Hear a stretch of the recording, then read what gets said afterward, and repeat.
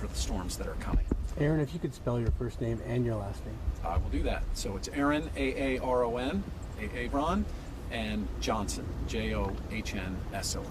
And again, title is Vice President of Bay Area Region. So currently we have, as of about 1 o'clock this afternoon, on Friday we still have about 25,000 customers out of service in the Bay region.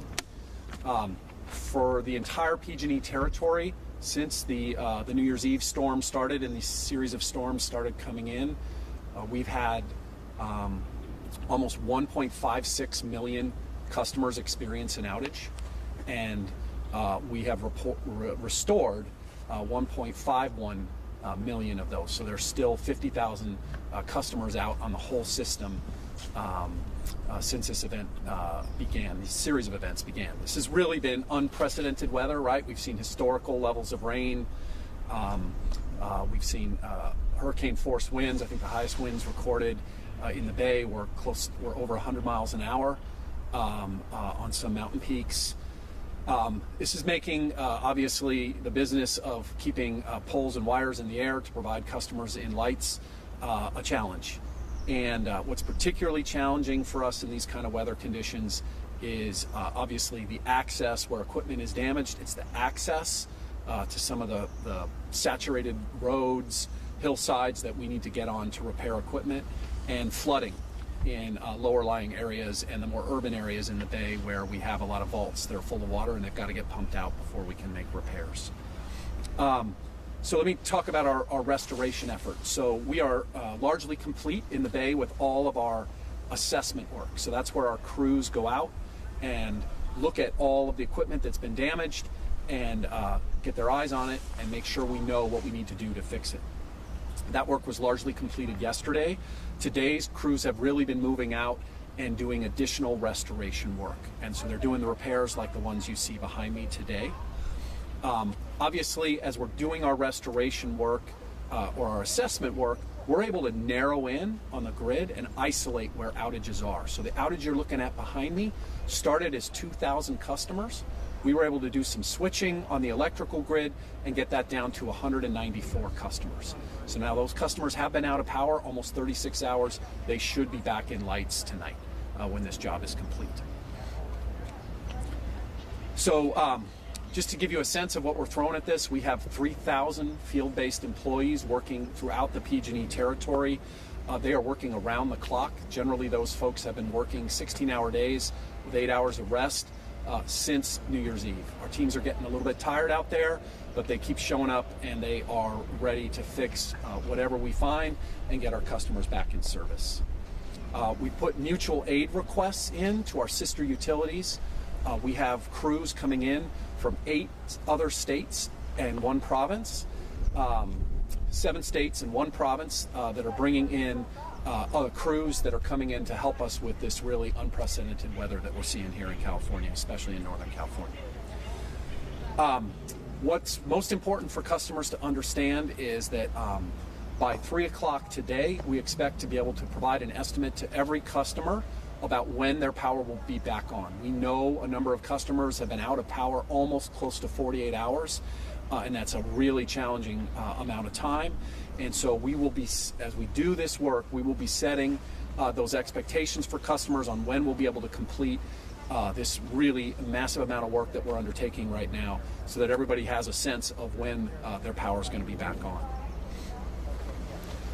I want to ask our customers both for their patience as we work through this, but also their preparation for the future weather coming. We have another weather event coming in on Saturday, a little bit more mild than this. On Monday, we're expecting a storm of the magnitude of these last 2 that we've seen. And so, again, with all the rain that's come already, we know the hillsides are already very saturated, trees are weakened.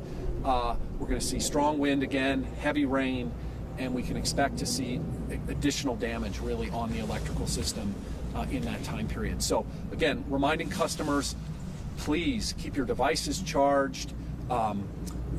Please think about having some batteries in your flashlights. Flashlights always better than candles.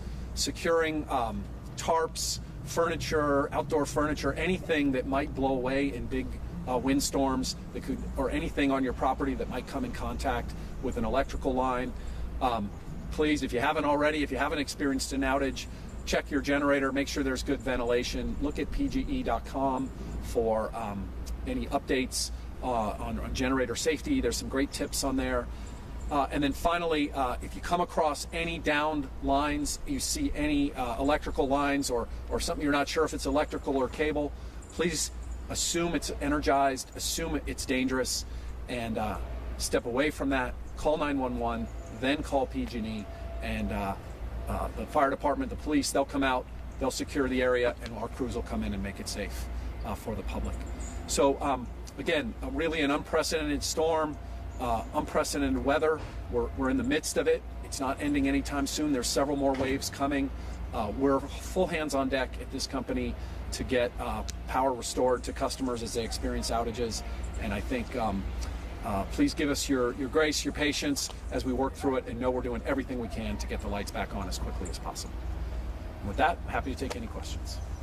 So is PG&E ready for the upcoming rain that we're going to face in the next couple hours? We are definitely ready for the upcoming rain. One of the things on one of the emergency coordination meetings that I was on earlier this morning, we talked about getting our employees some rest over this weekend. We know there's some weather coming in, but folks have been working almost a week and a half straight. So we're going to get some shifts in, some rest for folks, so they go really ready for the storm that we know is coming on early part of next week. Okay. And when you're saying that PG&E is ready, what does that actually look like? Because are you saying that there's not going to be any power outages? I mean, what's... So when we're ready, when you see weather of this magnitude, we can expect power outages. We can expect trees to come into our lines. Those types of things, really. It's the vegetation around our lines that's the primary risk. You can see it up here with what's all around our lines. So we do expect some outages. Readiness for us is about having crews ready and deployed, stationed throughout the Bay Area in locations. We have materials yards set up within the Bay where we have equipment all staged and ready. So whatever it is that our crews need to repair a line, if it's a broken crossarm, if the whole pole gets broken, all of that equipment, a lot of it is sitting, waiting, and ready for them so we can get it on job sites. We have vegetation crews standing by to come, like with this job, to clear out any vegetation that's in the way that allows them to do the work that they need to do to restore a pole like this. Should I keep going? You guys have questions? You talked about other agencies in terms of numbers, and you said, are they coming from Canada? You said a province. Yeah, so we have. What are some of the agencies? We have 7 states. I don't have the specific names of the utilities, okay. but that's okay. Tamara might be able to get you that. But here, give me 1 second, and I'll give you. And do you have any numbers of extra folks that are coming down in the hundreds, thousands? Tamara, do you have? I don't have numbers. I'm gonna pull up the press release. Okay. It should have a lot of that information. Oh, okay. Just That's okay. Never mind. Okay. I didn't read anything. No, that's okay. It's okay. Okay, So so- we do have crews coming from Oregon, Idaho, Utah, Wyoming, Washington, New Mexico, Colorado, and from British Columbia. So 7 states and 1 province. That are coming to help PG&E. They come and bring crews in to help us to supplement our 3,000 folks with additional crews to help us do repair work for this. It's a common practice in our business. When the weather hits one part of the country, it's not uncommon for utilities to, we put the call out and they'll send in crews to help each other. We have often at PG&E sent crews to Florida after you have hurricanes there. That's that type of thing. So with this last storm, we know that the Peninsula and the North Bay were some of the hardest hit areas in the Bay. So what's the plan for those specific regions when it comes to power outages? So again, the most important element for us is having the crews ready, the equipment staged in those areas. What we do try to do is where we have some weather predictive models that tell us where certain areas are going to get hit. Here in the Peninsula, especially San Mateo County, the weather tends to come in a little bit harder here than say in the East Bay. And so we will stage extra crews and extra equipment in this area and move our teams around so that they can be in the areas where we're expecting to get hit the hardest. And often, just given the way the weather comes into the bay, we do see that exactly as you said, more in the North Bay and then here in the Peninsula. But is anything changing besides having crews? Are you guys checking more power lines in the North Bay and the Peninsula ahead of next week? So what we'll do is we'll have our vegetation crews out, and once we've had these storms, they will go and patrol the lines. They're obviously, we do year-round inspections and tree removals and clearances around our lines. We will go out in advance of each storm wave and send crews out to look for any limbs, anything that's there that might be in the way, anything that looks like a potential hazard in a weather event. You know, the natural environment around our lines is changing all the time, so we will do pre-patrols in storm conditions. We'll send out if we see any equipment that might need a repair. Again, all these things are on regular cycles, but when we get on storm cycle, we'll go out of cycle and really do extra looks at our equipment to try and make sure everything's up to snuff before the storm comes in. Okay. Okay. So you were talking about how you guys are doing efforts right now. You're building up your team. You're doing more things ahead of the storm. One of the things that you talked about were the trees. Do you have a number of how many trees may be in danger for the upcoming storm? Ooh, I don't have a number like that Okay. that I can. We can probably. Tamar stepped away, but I mean, we generally know that we have in the neighborhood of about 10 million trees that are within strike distance of PG&E's power lines. So part of what we all love about living in Northern California is the trees. They are not always the electric line's friends. That's why we're focused on undergrounding as an initiative, especially in high fire threat areas, so that we can trim trees less in the future and move our lines underground. But I don't have a specific number for the bay around the number of trees that we might be trimming prior to a storm or that are at risk. And the people who lost power just in the last 2 days, are they also the same group of people who are projected to lose power? So what our predictive models will tell us is how big a storm might be. And we have 5 categories in that. Just like they do with hurricanes, we are predicting that for Monday there are parts of the PG&E territory, especially on the coast, that will be at the most severe level of that storm prediction. What that really tells us is we know historically that weather of this magnitude, how it affects the grid. It won't tell us who's going to be out of power. Some of these customers will put this line up here and another tree will come down and knock down that brand new line. In other places, it will be customers who've not had an outage in the earlier storms who will have an outage potentially in a future storm. So it's not really something we can predict. This might be a dumb question. You talked about the public being prepared.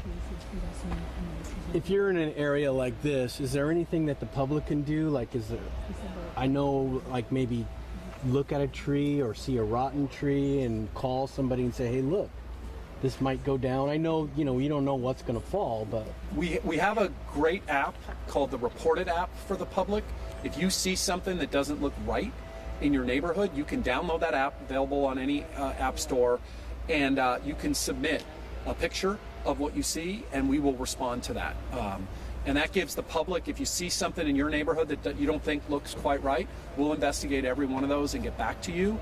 If you put your contact info in there about what we found in that instance. So that's a great opportunity. However, any line that is within strike distance of any tree that is within a strike distance of our line are assessed by our vegetation crews. So we love it when the public clears trees on their own property that might be near power lines. However, it is our responsibility to trim and assess any tree that is within falling distance of our lines, and so that is what our inspectors do when they're out doing their vegetation patrols.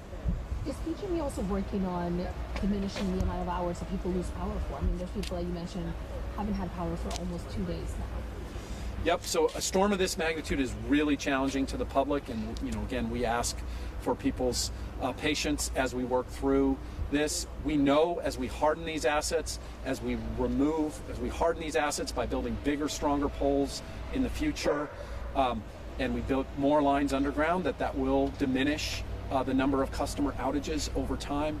There is no easy answer to keeping infrastructure safe from weather of this magnitude. We saw it, say, in San Francisco, where a lot of the underground vaults fill up with water, and that provides a challenge. So we've been pumping nonstop. So there's really, there's no easy answer when the weather is like this around infrastructure, but as we're upgrading that equipment, the impact of this size of a storm should be less over time. And the nice thing is, when the new equipment gets replaced here, we would expect the grid to be stronger for the next storm that comes in. What about businesses that had to close for 2 days? Is PG&E going to reimburse them for that time and for the money they've lost? So we do not do reimbursements for weather-related events. Any customer that believes that they have a claim, we do have a claim process for them to submit, and we'll review each of those individually. Especially customers that pass that 48-hour threshold due to weather. That is an area where we start looking very seriously at giving customers reparations for that outage. So again, there's a claim process on PG&E.com, and any customer is free to submit that, and we will look at those and review them individually and discuss them.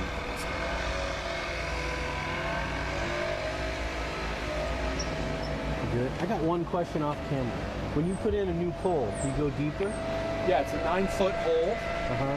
It just depends on the size pole. So Okay. I think this is a 55-footer, he said, the foreman said, and so that's a 9-foot hole. So it just depends on the height of the pole, determines the size of the hole. But you okay. can definitely see, compared to the pole when we were down there, if you look back, it's a Bigger one? bigger, stronger pole. So it's a bigger hole. The other thing, we have to be really careful, because this pole on a slope will have a guy line on it to keep it safe. We had to get, not only did they have to remove the trees, they had to get USA out here. So 811, call before you dig, right? We want all our contractors, anybody that's digging in pavement, in the ground, any customer to always be doing that.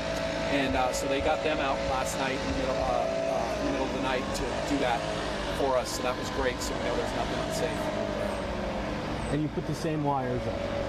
No, it'll be new wire. Stronger wire? Stronger sized wire, and then it will be spliced to the existing line. So they'll anneal it to the existing line, crimp it to that, and replace that portion of it. And then AT&T, foreman said, was out here. They'll be behind us, and they'll come and pull up the cable and phone lines.